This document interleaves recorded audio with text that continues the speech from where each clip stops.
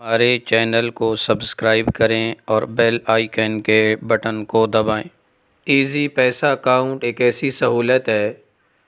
جس میں آپ اپنی جمع کردہ رقوم سے کئی قسم کی سہولیات حاصل کر سکتے ہیں، مثلاً بلوں کی ادائیگی یا رقوم کا تبادلہ، موبائل وغیرہ میں بیلنس کا استعمال وغیرہ۔ نیز تحقیق کرنے پر یہ بھی معلوم ہوا ہے کہ ان کی پشت پر ایک بینک ہوتا ہے، ٹیلی نار مائکرو فنانسنگ بینک۔ یہ بھی قسم کا بینک ہی ہے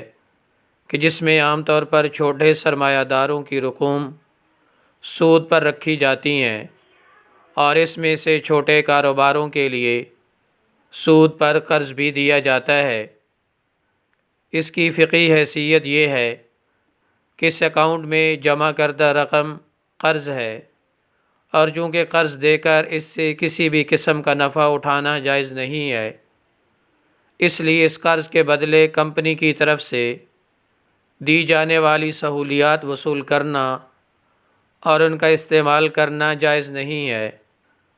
لہذا کمپنی اکاؤنٹ ہولڈر کو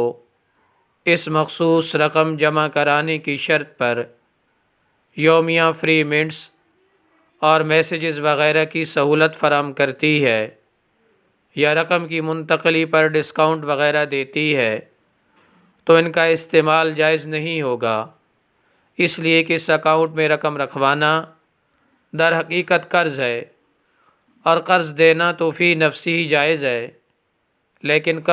کمپنی اس پر جو مشروط منافع دیتی ہے یہ شرعاً ناجائز ہے، اس لیے کہ قرض پر شرط لگا کر نفع کے لین دین کو نبی کریم صلی اللہ علیہ وآلہ وسلم نے سود قرار دیا۔ نیز چونکہ اس میں مذکورہ اکاؤنٹ کھلوانا ناجائز معاملے کے ساتھ مشروط ہے، اس لیے یہ اکاؤنٹ کھلوانا یا کھولنا بھی جائز نہیں ہوگا۔ اگر کوئی ایزی پیسہ اکاؤنٹ کھلوا چکا ہو تو اس کے لیے یہ حکم ہے کہ وہ صرف اپنی جمع کردہ رقم واپس لے سکتا ہے، یا صرف جمع کردہ رقم کے برابر استفادہ کر سکتا ہے۔ اس رقم پر ملنے والے اضافی فوائد حاصل کرنا اس کے لیے جائز نہیں ہوں گے۔ واللہ اعلم۔